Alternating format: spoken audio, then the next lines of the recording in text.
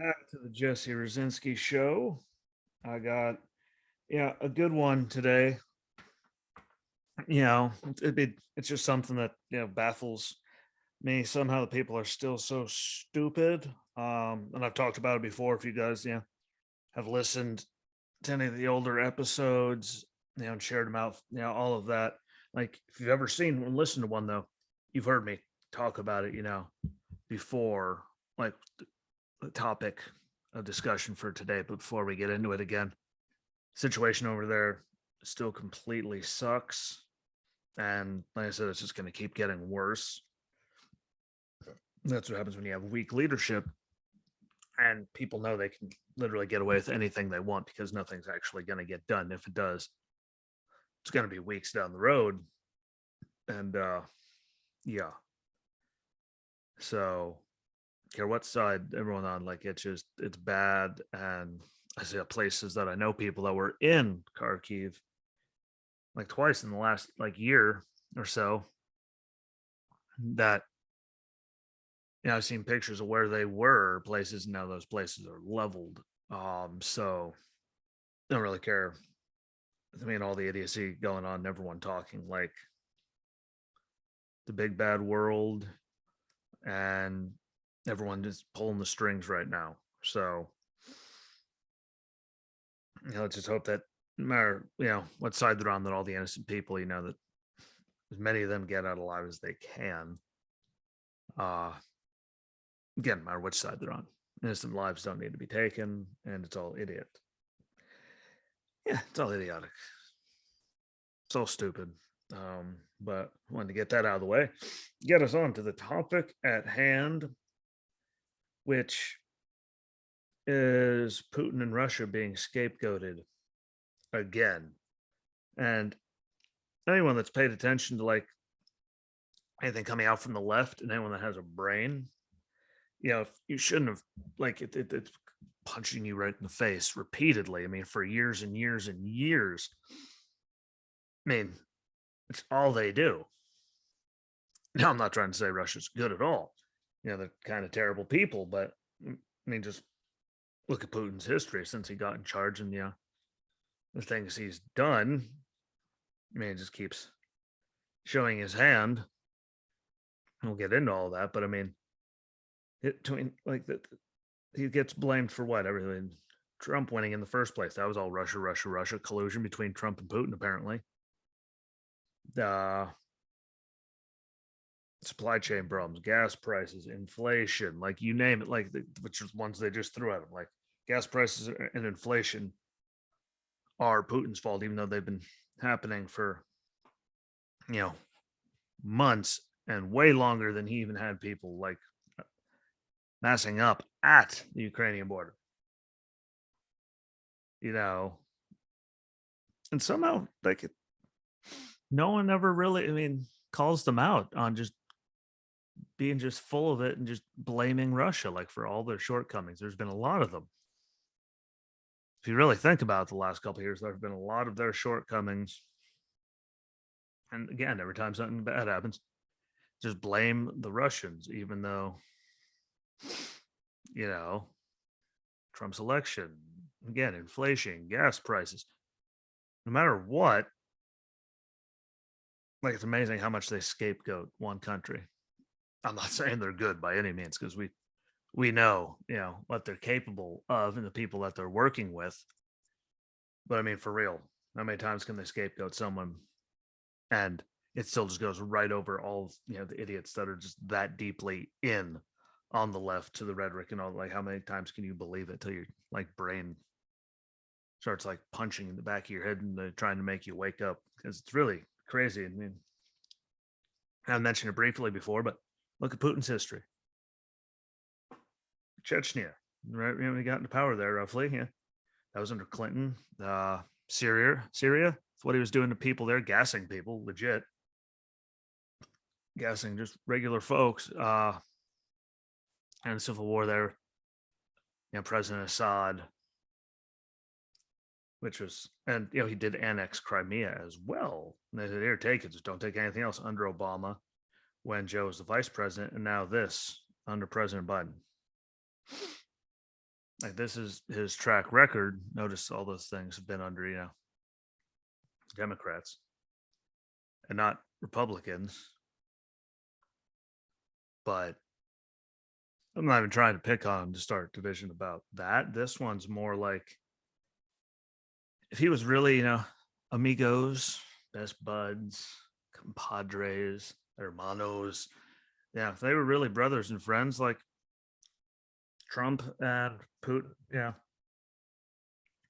wouldn't he be attacking when they were in charge then? Because if they were such good friends, they'd be, he knew like he'd get a more favorable result for acting like a terrible person. Like, wouldn't you attack them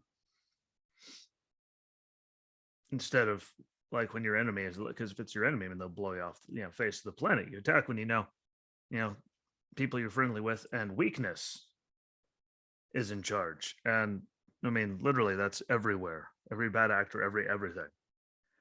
His poor leadership skills and knowing you're going to get away with it when you're hostile to other nations is, it's what all of them do. And that's not a sign of like, sorry, that's a sign of being friends with, or friendly or anything with someone like a Putin or the Iranians or any of them.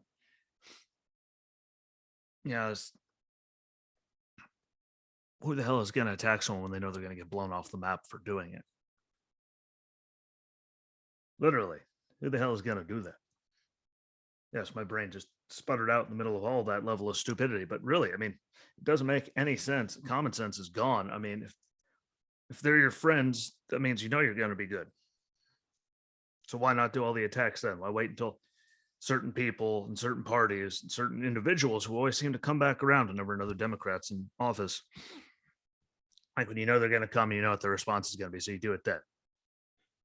Yeah, because you know how weak and useless it's going to be. And Afghanistan was a cluster. And, somehow people still fall for that one. And he's the scapegoat for like everything. And say, oh, Putin's best friend Trump was in charge. Like, you do realize he had 4 years where he could have done this, right? Like, and he didn't do anything. Just saying. All the stuff he did under Obama. Why did he suddenly stop for those couple years? Especially if your friend's allegedly in charge and you can, then get away with more stuff. And I'll never understand how people do that. But, he's the scapegoat there. He's the scapegoat in the election with Russian collusion that, even though it's been proven repeatedly, and the people that, got all the things admitted they had nothing, continue to admit that they had nothing. But amazing, Hillary, the DNC, the Obama administration, like all of them were in on it and colluding with it and paying for it and knowing about it. People are getting arrested and all kinds of stuff for changing documents, withholding things, just spying out, like doing all kinds of stuff. And yet there they were. What we lost because of Russian collusion, because it has to be Russia. Like the Democrats just blame them for everything. It's like they want there to be another Cold War. Oh wait, it's amazing. You think about it, really. But I mean, how many times does it have to get disproven? I think it was Hillary and the DNC working with people. Nothing to do with Trump, but they were straight to Russia. Every time it's Russia. It's always right. Gas prices. I'm sorry. I did go over it, the other day, but it's only like what 3.3% of our imports. All right, 3.3% of our imports aren't going to make the price jump, 20% overnight if we don't have them. Physically, actually, kind of impossible for that to happen. Just saying. Like that's actually like impossible. If we look back, November 9th of 2020, $2.11 national average. Year later, November 9th, 2021, it was already up to 342, which is $1.31 national up. Just in that year before any of this happened or started happening. And then here we were, March 8th of this year, $4.17 national average. So it was up $1.31 national average, well before this started. So thank you for continuing to blame Putin and this whole thing in Ukraine as the price is the reason the price has gone. Well, what the hell is the excuse for the stuff where there was already way up before any of this happened? Is it putting some impact into it? Yes. Did it cost 70 cents overnight? Hell no. There are people that say Biden doesn't have authority, can't control the global oil thing. Well, we have a lot of oil, and when they put more regulations on things and not getting any new and putting caps on all of that, that means bad people, gonna need to produce more.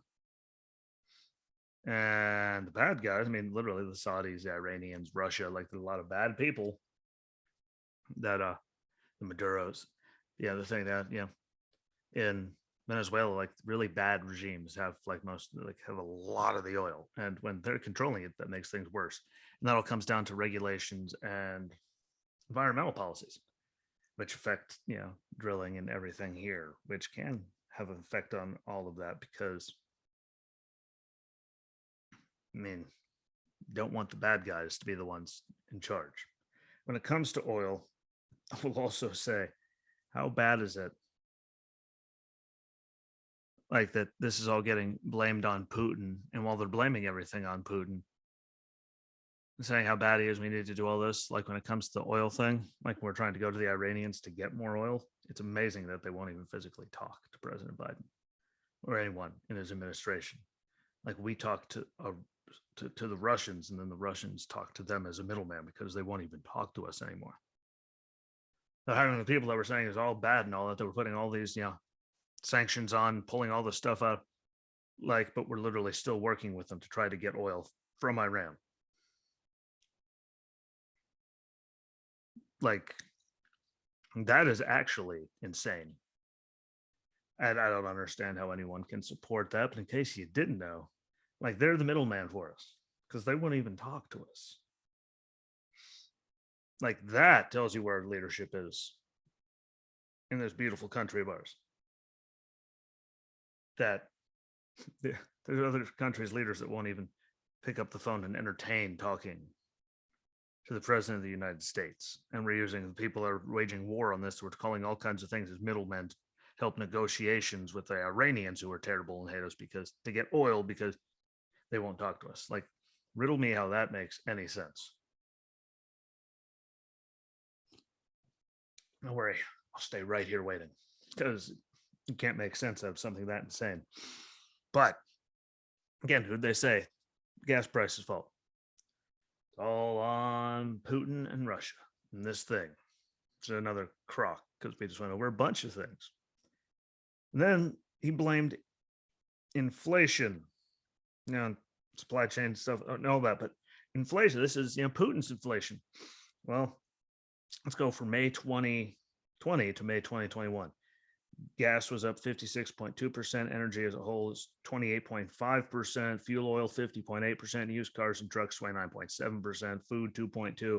Clothing 5.6%. And transportation services 11.2%. That's percent increases and things. From May of 2020 to May of 2021, which is before Russia and all that started. So it's kind of amazing how they're blaming him. And people are, what? It's like, you guys are good, like parrots. But then we get to another one from, January 2021 to January 2022, which is, right before, before anything happened. Gas, on average, up 38%, beef up 16.2%, electricity 9%, groceries 8.6%, clothing 6.6%, and housing 4.7%. And notice that was January of 21 to January of 22, which is before any of that stuff happened. But yet there's people just parroting that it's all Putin's fault and Russia and this whole Ukraine thing. It's all their fault that inflation is so high. Like, and people are going with it like it's gospel. Like the numbers are there. The numbers have been there. The numbers disprove everything that they're saying, and all you have to do is look. How was something that was happening that bad before they were ever, anything happening over there? Their fault for the invasion when it was already happening before any of that happened. Like, I'm sorry. What do you say to that? There is nothing to say to that. Like, you have to actually be crazy to believe any of that. I'm not trying to be mean. I'm not trying to be rude, but you have to be. Like, it's gotten to the point where Bill Maher and Trevor Noah, well, people on the Daily Show, we all know where they stand politically normal, especially Noah. But when Trevor Noah's coming out and saying this is happening before this, before any of this happened, and if Trump was in charge, we'd never have another world leader refuse to talk to the president of the United States. Trevor Noah's coming out saying this never would have happened under Trump. Like, it is officially that ridiculous. And it's ridiculous that we're even talking to the Iranians in the first place. I'm sorry, we're talking to the Russians, we're talking to the Iranians for us because the Iranians refused to answer the phone and talk to anyone in Biden's administration. So we're using these big bad Russians that were blaming for everything as middlemen to try to get oil from Iran, which I can't even fathom how that makes any sense to anyone either. Especially as they get scapegoated as they're the reason for everything that sucks on the whole planet. But we're also using them as trying to, it's just, you can't make this stuff up. You really can't. I mean, someone got this, like some Hollywood writer gave this to someone, they'd be like, that is the dumbest thing I've ever heard in my life. But yet here we are. Because we're in a world of dumb. Lots of dumb. But I mean, at least they're talking out about it. So maybe that's a sign of something, but it's not all Russia's fault. I mean, these things were happening way before that. Is it, a part in it?